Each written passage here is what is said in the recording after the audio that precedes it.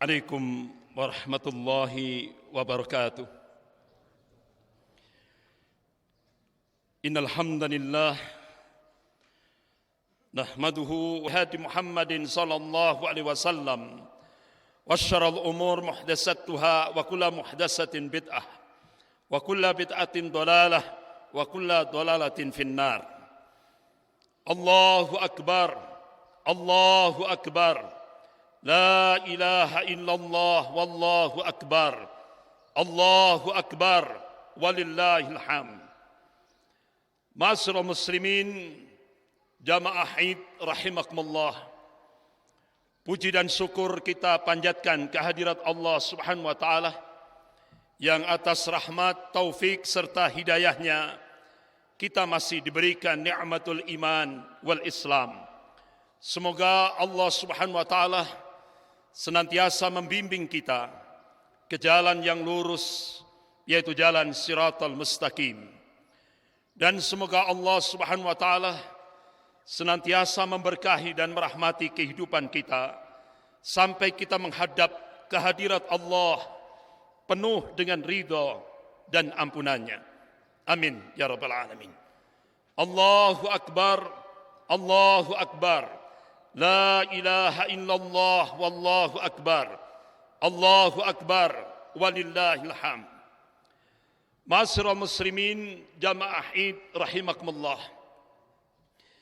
Pagi ini kita mengenang kembali saksiyah pribadi-pribadi teladan, yaitu Nabiullah Ibrahim alaihissalam, Hajar dan Ismail alaihissalam. Beliau adalah pribadi-pribadi teladan yang sangat luar biasa karena kecintaannya kepada Allah Subhanahu wa taala yang sangat besar tanpa reserva. Kecintaannya kepada Allah Subhanahu wa taala yang sangat tinggi melahirkan pribadi-pribadi yang taat, tunduk kepada Allah Subhanahu wa taala yang menciptakan jagat raya ini, kepada Allah Subhanahu wa taala yang menguasai rotasi alam jagat raya ini, kepada Allah Subhanahu wa taala yang menghidupkan dan yang mematikan makhluk ini, kepada Allah Subhanahu wa taala yang memberikan kekuasaan dan yang mencabut kekuasaan, kepada Allah Subhanahu wa taala yang meninggikan langit tanpa tiang ini. Walladzina amanu asyaddu hubbalillah. Adapun orang-orang mukmin teramat sangat cintanya kepada Allah Subhanahu wa taala. Allahu akbar, Allahu akbar. La ilaha illallah wallahu akbar. Allahu akbar walillahil hamd. Ma'asyiral muslimin, jamaah Id rahimakumullah.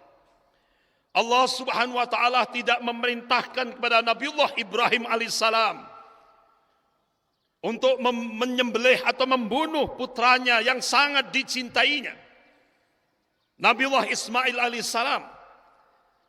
Akan tetapi Allah Subhanahu wa taala memerintahkan kepada Nabiullah Ibrahim alaihissalam untuk menundukkan kepemilikannya terhadap anak yang sangat dicintainya itu. Dia hanya menyerahkan semuanya, ketaatannya, ketundukannya, dan semuanya kepada cintanya hanya kepada Allah Rabbul Alamin. Ma'asyiral muslimin, jamaah Id rahimakumullah. Begitu juga kita. Apa yang menempel pada diri kita, apa yang menempel pada pribadi-pribadi kita, entah itu harta, jabatan, pangkat, kedudukan, titel, dan aksesoris-aksesoris yang lainnya, semuanya itu milik Allah. Semuanya itu milik Allah. Oleh karena itu, kalau kita diperintah oleh Allah, kalau itu diminta kembali oleh Allah, kita harus tunduk dan taat apa yang ditetapkan oleh Allah Subhanahu wa taala. Nabiullah Ibrahim alaihissalam, sebuah keluarga yang sangat luar biasa. karena ketaatan dan ketundukannya kepada Allah Subhanahu wa taala, muncul pribadi-pribadi yang taat dan tunduk, tawadhu kepada Allah Subhanahu wa taala. Beliau Nabiullah Ibrahim alaihissalam dengan ketaatannya kepada Allah, dia perintahkan, dia taat pada apa yang diperintahkan oleh Allah Subhanahu wa taala. Begitu juga istri beliau Hajar.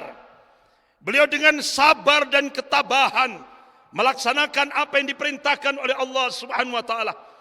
Begitu juga putranya Nabiullah Ismail alaihissalam dengan keikhlasan yang sangat luar biasa. Sebagaimana Allah ingatkan, A'udzubillahi minasyaitonir rajim, wa ma umiru illa liya'budullaha mukhlishina lahuddin hunafa. Padahal mereka tidak disuruh kecuali beribadah kepada Allah dengan memurnikan ketaatan hanya kepada Allah dalam menjalankan agama ini dengan lurus. Allahu Akbar, Allahu Akbar, la ilaha illallah, wallahu akbar, Allahu Akbar, walillahil hamd. Ma'asyiral muslimin, jamaah Id rahimakumullah. Allah Subhanahu wa taala memberikan tanbih, memberikan peringatan pada kita hamba-hambanya yang beriman. Ketika kita melakukan muhasabah, introspeksi dalam kehidupan kita berbangsa dan bernegara, Allah Subhanahu wa taala memberikan peringatan dalam surah An-Nahl ayat 112. Allah berfirman, A'udzubillahi minasyaitonir rajim. Wa daraballahu mathalan qaryatan kanat aminatan mutmainnah ya'tiha rizquha ragadan min kulli makan fakafarat bi an'amillah fa'adaqaha Allah libasal ju' wal khauf bima kanu yasnaun.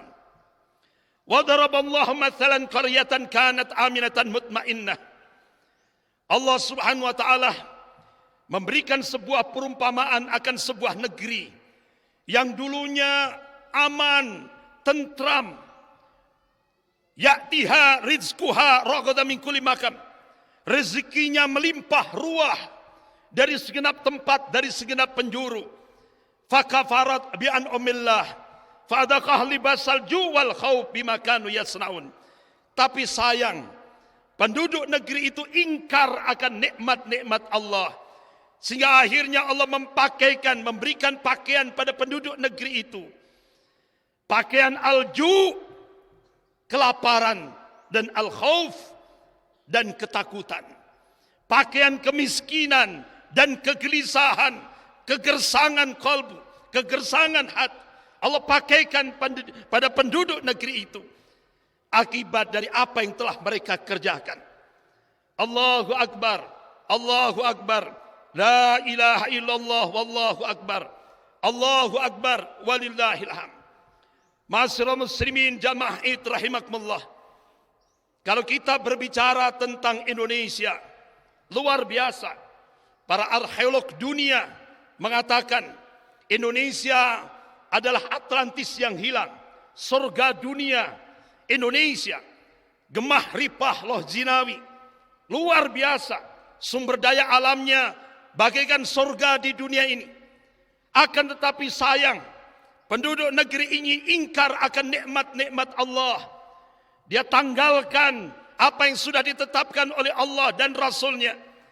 Dia campakkan apa yang sudah ditetapkan oleh Allah dan Rasulnya.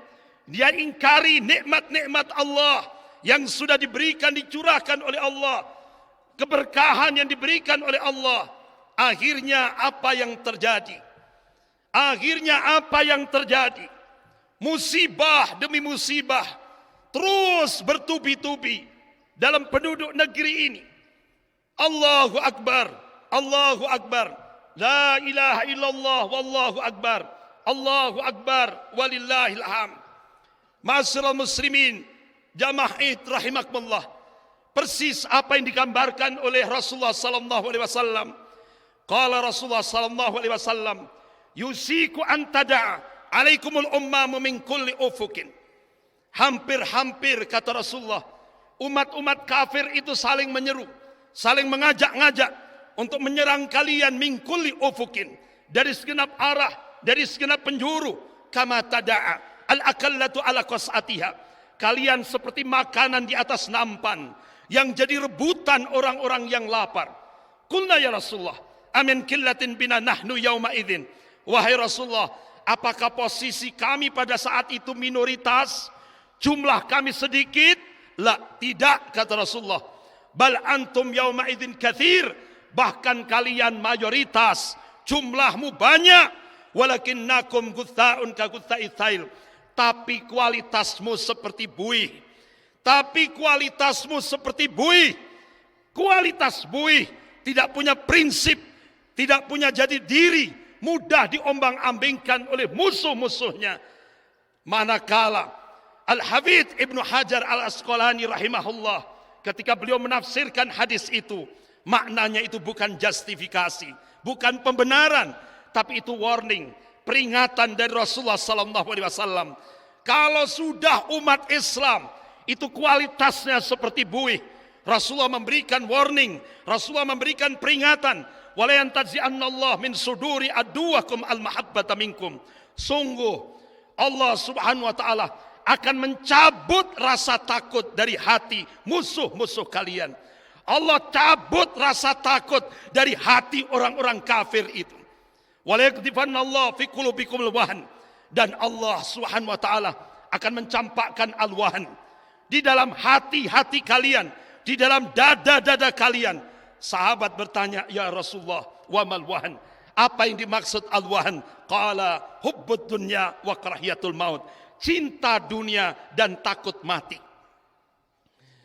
Kalau sudah penyakit terlalu cinta dunia dan takut mati, takut resiko perjuangan, itu sudah menghinggap di hati-hati kaum muslimin.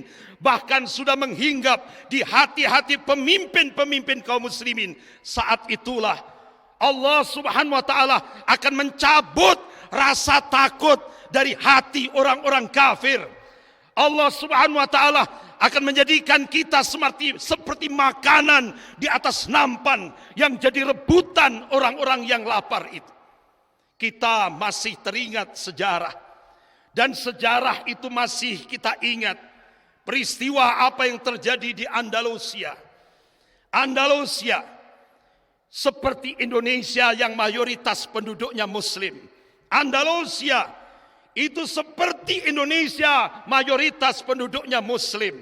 Akan tetapi ketika penyakit hubbud dunya wa karahiyatul maut, terlalu cinta dunia dan takut mati, takut resiko perjuangan, itu sudah menghinggap di tengah-tengah pemimpin-pemimpin kaum muslimin.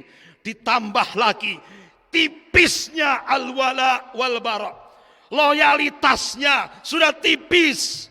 Loyalitasnya sudah tipis. Walaknya kepada Allah, Rasul dan orang mukmin sudah tipis. Dan baroknya apalagi? Baroknya lagi sudah tidak kita lihat. Kalau sudah itu muncul di tengah-tengah penduduk kaum muslimin di Andalusia, walak baroknya sudah tidak jelas. Ditambah lagi dengan hubbud dunya wa karahiyatul maut. Akhirnya, endingnya, ujung-ujungnya, banyak kaum muslimin, pemimpin-pemimpin kaum muslimin, dia apalagi pada saat itu muncul iftirakul ummah, perpecahan umat. Perpecahannya bukan masalah akidah. Perpecahannya bukan masalah akidah. Tapi perpecahannya karena rebutan jabatan, kedudukan dan kekuasaan. Sehingga akhirnya di Andalusia pada saat itu banyak tokoh-tokoh Islam bermualah kepada orang-orang kafir. Dia minta tolong orang-orang kafir. Dia bersama orang-orang kafir untuk menghancurkan saudaranya sesama muslim. Akhirnya apa yang terjadi? Allah turunkan azab di Andalusia. Akhirnya orang-orang kafir rasa takutnya dicabut oleh Allah Subhanahu wa taala di Andalusia. Dari 8 juta umat Islam di Andalusia diberikan 2 opsi, masuk Kristiani atau mati. Dari 8 juta umat Islam di Andalusia, kurang lebih 7.700.000 umat Islam pilih opsi mati. Dan kurang lebih 300.000 umat Islam di Andalusia pilih opsi murtad. keluar dari Islam, menerima ajaran menerima agama Kristiani. Akhirnya dari 7.700.000 umat Islam di Andalusia benar-benar tragis. Dalam sekian tahun sudah habis berduyun-duyun memasuki ladang-ladang pembantaian. Dan itu terjadi di Andalusia. Yang sisa 300.000 yang murtad, ternyata setelah diteliti, setelah dicoba diteliti, ternyata di rumahnya dia masih sholat. Akhirnya saat itulah orang kafir mengusir 300.000 umat Islam di kawasan perbatasan Andalusia, yaitu di kawasan Tunisia, di kawasan Maroko. Sampai hari ini cicit-cicit mereka masih ada. Inilah Andalusia yang dulunya mayoritas umat Islam, akan tetapi karena walak baroknya tipis sekali. Yang kedua, hubbud dunya wa karahiyatul maut, terlalu cinta dunia, takut mati, takut resiko perjuangan, dan mereka saling berebut jabatan, kedudukan, dan kekuasaan, sehingga dia minta bantuan orang kafir untuk menghancurkan saudara sendiri sesama muslim. Akhirnya habis, tidak ada satupun umat Islam yang berdomisili di Andalusia. 641 masjid, madrasah, dan lembaga-lembaga pendidikan Islam dihancurkan. Yang disisakan cuma 3 masjid di Cordova, masjid di Seville, dan masjid di Granada. Karena masjid itu besar sekali. Akan tetapi sampai hari ini 3 masjid yang megah, 3 masjid yang besar di Andalusia sekarang ini sudah dikuasai oleh kalangan Kristiani. Sehingga akhirnya umat Islam sampai hari ini di Andalusia tidak boleh sholat di masjidnya sendiri. Inilah kasus yang terjadi, sejarah yang tidak bisa diubah. Oleh karena itu ada tokoh ulama di Indonesia memberikan statement, bisa jadi kasus Andalusia bisa jadi menimpa umat Islam di Indonesia ini kalau umat Islam tenang-tenang saja. Allahu Akbar, Allahu Akbar, la ilaha illallah, wallahu akbar, Allahu Akbar, walillahil hamd. Ma'asyiral muslimin jamaah Id rahimakumullah, apa yang terjadi di Andalusia sudah nampak di Indonesia. Bahkan kita lihat hatinya orang, rasa takutnya orang-orang kafir di Indonesia sudah dicabut oleh Allah. Mereka sudah bertindak sewenang-wenang, mereka sudah egois. Itu yang terjadi di Indonesia. Ini apa yang terjadi di Andalusia sudah terjadi di Indonesia.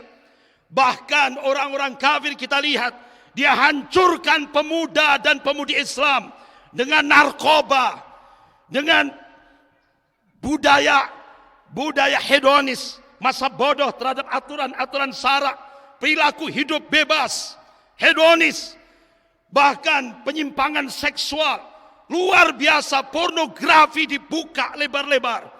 Kalangan kafir bertubi-tubi menghancurkan pemuda dan pemudi Islam. Masya Allah, kita bisa melihat apa yang diinformasikan oleh Ikatan Dokter Indonesia. Angka aborsi di Indonesia itu sudah rata-rata 3 juta per tahun di Indonesia. Dan itu menimpa mahasiswi dan anak-anak SMA dan SMP. Bahkan penggunaan narkoba itu sudah sampai tingkat anak SMP. Luar biasa. Bahkan penyimpangan seksual hampir 60% itu sampai menimpa anak-anak tingkat SMP. Bahkan sudah muncul tingkat SD. Naudzubillahi min dzalik. Narkoba, penyimpangan seksual, pornografi luar biasa dahsyat di Indonesia. Karena mereka paham untuk menghancurkan Indonesia, hancurkan generasi mudanya. Oleh karena itu mereka sudah sepakat, jangan sampai Al-Quran tetap di tangan generasi muda Islam di Indonesia. Mereka sudah paham, jauhkan generasi muda Islam dari Al-Quran, jauhkan generasi muda Islam dari masjid, dari masjid. Buka lebar-lebar pintu syahwat, pintu subhat. Itulah yang dilakukan oleh orang-orang kafir di Indonesia. Allahu Akbar, Allahu Akbar, la ilaha illallah, wallahu akbar, Allahu Akbar, walillahil hamd. Masyaallah muslimin jamaah Id rahimakumullah. Begitu juga untuk menghancurkan Indonesia, hancurkan birokrasinya dengan artinya membudayakan budaya korupsi. Budaya korupsi itu bukan muncul dengan alami, tapi budaya korupsi itu diciptakan oleh demokrasi liberal. Makanya apa yang diungkap oleh Bapak Kapolri Tito Karnavian, hancur rusaknya Indonesia karena demokrasi liberal.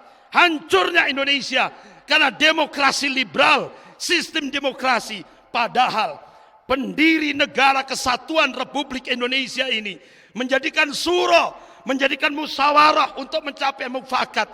Itu sudah menjadi nafas bagi bangsa Indonesia. Oleh karena itu Jenderal Slamet Subianto, bahkan Jenderal Purnawirawan Slamet Subianto, Jenderal Purnawirawan Tiasno Sudarto, beliau sudah terus di beberapa media, beliau mengajak Indonesia harus kembali kepada nafas bangsa Indonesia, yaitu kembali kepada musyawarah untuk mencapai mufakat. Bukan dengan demokrasi liberal yang itu justru akan menghancurkan Indonesia sebagai sebuah negara yang dahulunya tentram, yang dahulunya aman tentram, gemah ripah loh jinawi, toto tentram kertoraharjo. Allahu Akbar, Allahu Akbar, la ilaha illallah, wallahu akbar, Allahu Akbar, walillahil hamd. Masyaallah muslimin jamaah Id rahimakumullah. Allah Subhanahu wa taala memberikan satu arahan yang konkret. Allah ingatkan dalam surah Al-Imran ayat 139. A'udzu billahi minasyaitonir rajim. Wala tahinu wala tahzanu wa antumul a'launa in kuntum mu'minin. Wala tahinu. Jangan kamu merasa lemah. Jangan kamu merasa pesimis. Jangan kamu pesimis. Jangan kamu merasa inferior. Jangan kamu merasa marginal. Wala tahzan, dan jangan kamu sedih. Allah ingatkan kembali. Allah ingatkan kembali, jangan kamu merasa lemah. Jangan kamu pesimis. Jangan kamu sedih. Wa antumul a'launa. Sesungguhnya kamu itu tinggi, kata Allah. Wa antumul a'launa. Sesungguhnya kamu itu tinggi, kata Allah. Dalam ayat ini Allah gunakan kata a'la. A'la itu isim tafdhil. Artinya yang disifati oleh ayat itu bisa tinggi, bisa unggul. Pertanyaannya, kapan kita bisa tinggi? Kapan kita bisa unggul? Kapan kita bisa punya al-izzah, kewibawaan? Allah berikan kuncinya. In kuntum mu'minin. Jika kalian beriman kepada Allah. Jika kalian mentauhidkan Allah dalam segala aspek kehidupan. Sebagaimana Nabiullah Ibrahim alaihissalam, istrinya Hajar, anaknya Ismail alaihissalam. Beliau adalah keluarga yang menegakkan kalimat tauhid, la ilaha illallah. Inilah sebuah keluarga yang menegakkan tauhid. Benar-benar dari situlah lahirlah sikap al-wala wal bara. Loyalitasnya hanya ditujukan kepada Allah. Apa yang dicontohkan oleh Nabiullah Ibrahim alaihissalam luar biasa. Ini yang harus patut kita contoh. Sebagaimana Allah Subhanahu wa taala mengingatkan dalam surah Al-Maidah ayat 55, 56. Dan inilah yang solusi yang diberikan oleh Allah Subhanahu wa taala supaya kita bangkit. Allah sudah berikan kuncinya. Dan bahkan aplikasinya Allah sudah memberikan dengan jelas, tidak samar. Allah ingatkan dalam surah Al-Maidah ayat 55. A'udzu billahi minasyaitonir rajim. Innama walikumullahu wa rasulahu walladzina amanu alladzina yuqimuna as-salata wa yu'tuna az-zakata wa hum raki'un. Sesungguhnya aulia kamu, wali kamu, penolong kamu hanyalah Allah, Rasul, dan orang-orang mukmin. Titik, tidak ada koma. Siapa mereka? Alladzina yuqimuna as-salata wa yu'tuna az-zakah. Mereka yang mendirikan salat, menunaikan zakat, serta tunduk patuh terhadap aturan-aturan Allah. Dari sini Allah ingatkan, loyalitas kita, walak kita, wajib kita berikan hanya kepada Allah, Rasul, dan orang mukmin saja. Titik. Ini dalam aspek akidah. Karena aspek akidah tidak ada toleransi dalam aspek akidah. Berbeda dalam aspek muamalah. Kalau dalam aspek muamalah, Islam itu rahmatan lil alamin. Islam itu rahmat bagi seluruh alam. Kita di Islam memerintahkan kita untuk berbuat baik kepada siapa saja tanpa pandang bulu. Hatta itu tetangga kita orang kafir sekalipun. Kita diperintah oleh Islam, kita diperintah oleh Allah dan Rasulnya untuk berbuat baik kepada tetangga kita yang mereka itu orang kafir. Dalam aspek muamalah kita disuruh berbuat baik. Tapi dalam aspek akidah, Allah subhanahu wa ta'ala sudah menetapkan lakum dinukum waliyadim. Bagimu agamamu, bagiku agamaku. Oleh karena itu, Allah berikan aturan yang jelas. Loyalitas kita, walak kita dalam aspek akidah harus wajib kita berikan hanya kepada Allah, Rasul, dan orang mukmin saja. Mereka yang alladzina yuqimuna as-salata wa yu'tuna az-zakata wa hum raki'un. Mereka yang mendirikan salat, menunaikan zakat, serta tunduk patuh terhadap aturan-aturan Allah. Allah memberikan reward dalam ayat selanjutnya, ayat 56 surah Al-Maidah. A'udzu billahi minasyaitonir rajim. Wa may yatawallallaha wa rasulahu walladzina amanu fa inna hizballahi humul ghalibun. Barang siapa yang menjadikan Allah, Rasul, dan orang mukmin sebagai walinya, sebagai penolongnya, fa inna hizballahi humul ghalibun, maka golongan Allah lah yang pasti akan diberikan al-ghalibun. Kemenangan yang hakiki fit dunya wal akhirah. Oleh karena itu, dalam rangka membangun kuwatul ummah, kekuatan umat, kita harus bangun kuwatul akidah, kekuatan akidahnya. Itu yang harus kita bangun. Apa? Tauhid la ilaha illallah. Itu yang harus kita hunjamkan di tengah-tengah kaum muslimin, di tengah keluarga-keluarga muslim, di tengah anak-anak kita. Tanamkan, hunjamkan kalimah tauhid la ilaha illallah. Ma'asyiral muslimin, jamaah Id rahimakumullah. Berikan loyalitas kita hanya kepada Allah, Rasul, dan orang mukmin saja. Kemudian sikap barok, sebagaimana Nabiullah Ibrahim alaihissalam memberikan contoh konkret. Barok Allah tegaskan dalam surah At-Taubah ayat 1. Allah subhanahu wa ta'ala memulainya tanpa basmalah. Semua surah ada basmalah kecuali surah At-Taubah. Allah tegaskan langsung tanpa basmalah. Bara'atu minallahi wa rasulih. Ini pernyataan langsung dari Allah dan Rasulnya. Bara', putus terhadap orang-orang kafir dan orang-orang musyrik dalam aspek akidah, bukan dalam aspek muamalah. Ini yang harus kita pahami. Dalam aspek akidah, putus. Ini yang ditegaskan oleh Allah dan Rasulnya. Dan kita, oleh karena itu, wilayahnya al-wala, apa-apa yang dicintai oleh Allah. Baik itu ucapan, perbuatan, i'tiqad, keyakinan, bahkan orangnya.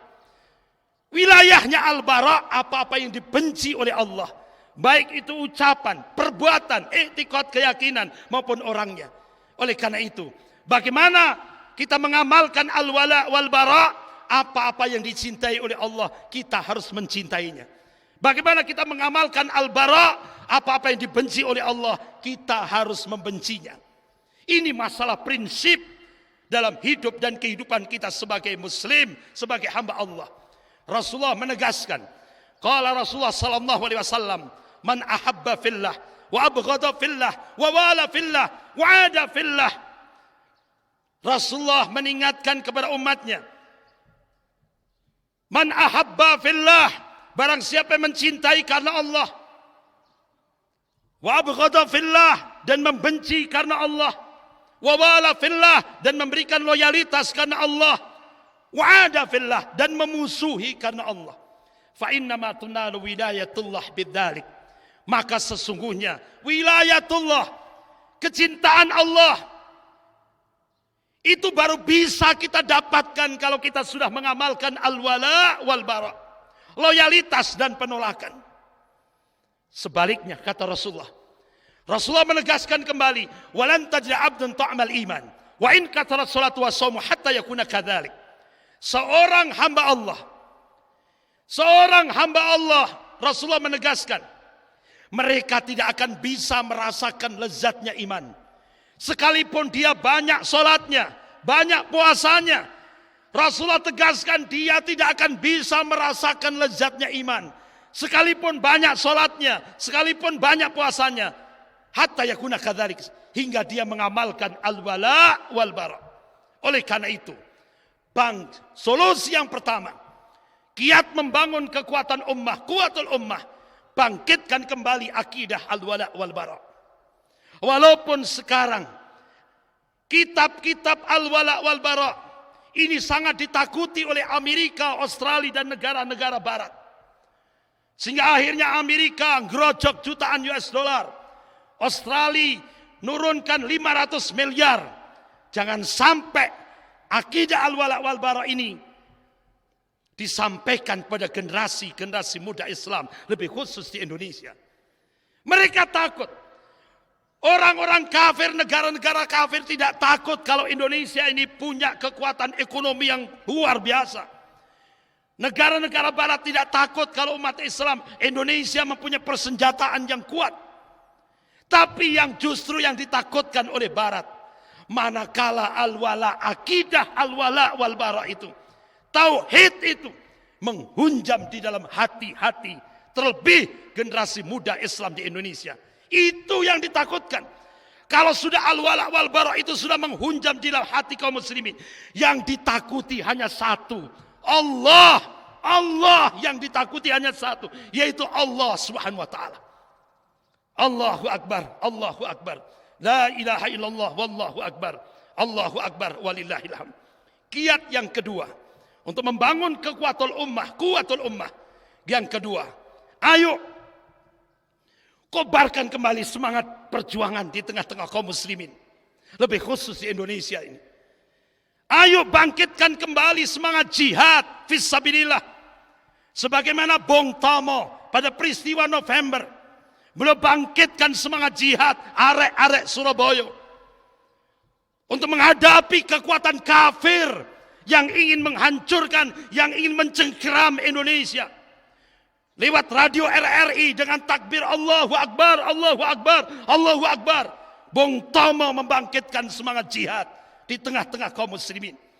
Oleh karena itu Rasulullah mengingatkan, qala Rasulullah sallallahu alaihi wasallam, ra'sul amril Islam wa amadus shalah wa dirwatus sanamil jihad fisabilillah. Hadis sahih riwayat Muslim.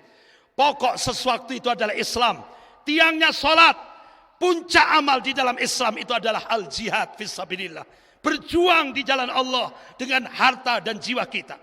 Rasulullah mengingatkan, barang siapa dari umat Rasulullah selama hidupnya belum pernah berjuang di jalan Allah, selama hidupnya belum pernah terbersit hatinya untuk berjuang di jalan Allah, kalau dia mati saat itu, kata Rasulullah, matalah so'batin min nifaq, maka matinya termasuk dalam salah satu cabang kemunafikan. Yang ketiga, i'dad. Allah perintahkan, wa'idullahu mastata'tum min quwwah. Siapkan untuk menghadapi mereka kekuatan apa saja yang kalian sanggupi, baik madiyah maupun ma'nawiyah, fisik maupun non fisik. Yang keempat, bangun persatuan dan kesatuan shaf di tengah-tengah perselisihan umat ini. Bangun persatuan dan kesatuan shaf di tengah-tengah perselisihan umat ini. Coba kita lihat berapa banyak yang kita lihat, kita saksikan, hanya gara-gara jabatan, kedudukan, sesama muslim saling jegal menjegal, saling hancur menghancurkan. Dia meminta bantuan orang kafir, dia memberikan loyalitas pada orang kafir untuk melemahkan saudaranya sendiri sesama muslim, hanya gara-gara kekuasaan dan jabatan. Ini harus kita buang, Ini penyakit umat yang akan menghancurkan kaum muslimin. Coba kita lihat banyak tokoh Islam. Banyak kita saksikan. Dia minta bantuan orang kafir untuk ambisi kekuasaannya. Sehingga akhirnya dia melemahkan sesama muslim sendiri. Ini penyakit yang harus kita campakkan. Yang terakhir, bangun generasi Rabbani. Bangun generasi Rabbani, yaitu generasi dari rumah tangga kita. Generasi yang semua aktivitasnya, semua pola pikirnya rujuk ila Al-Quran wa Sunnah, kembali kepada Al-Quran dan Sunnah Rasulullah SAW. Bangun generasi Rabbani itu dari rumah tangga kita. Karena Allah Subhanahu wa taala mengabarkan dalam surah Al-Mu'min ayat 7 sampai 8.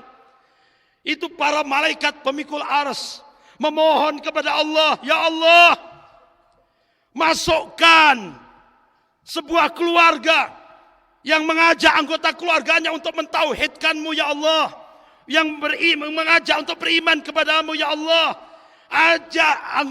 Masukkan mereka, ya Allah, keluarga-keluarga yang mengajak untuk ittiba kepada Rasulnya.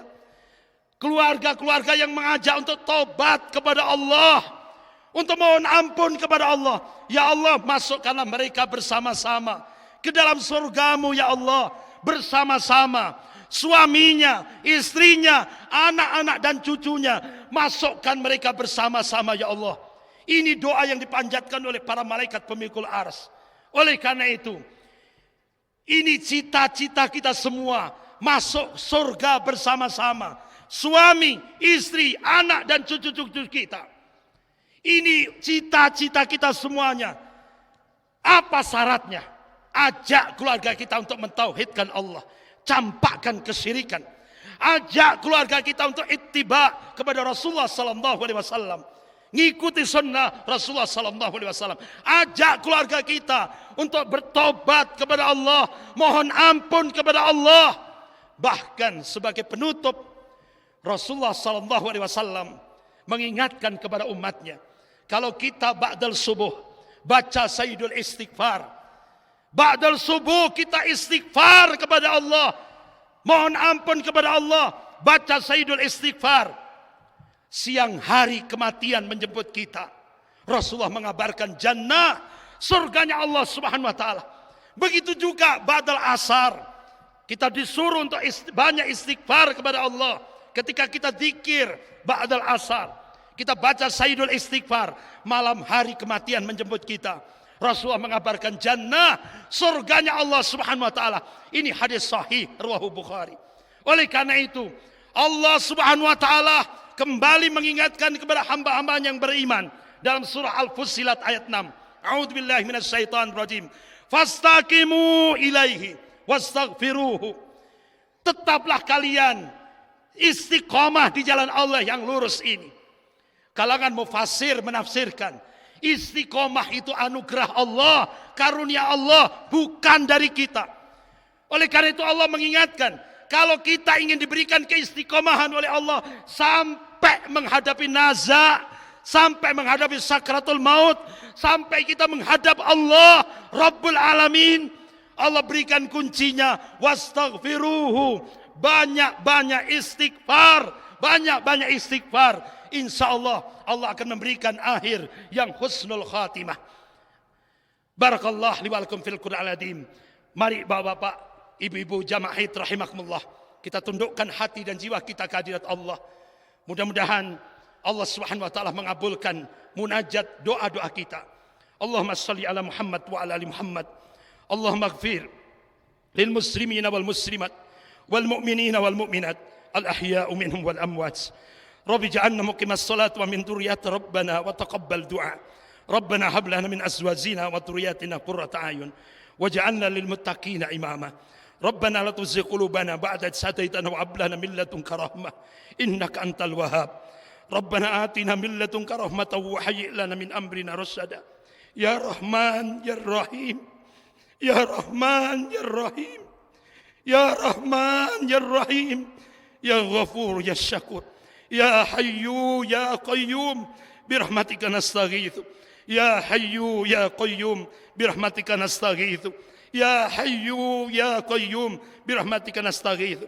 Allahumma asrif anna su'a bima syi'ta wa kaifa syi'ta innaka ala ma tasau qadir. Allahumma na'udzubika min jahdil bala wa drakis saqa wa su'il qada wa thamatatil a'da. Allahumma ansur al-mujahidin fi Suriah.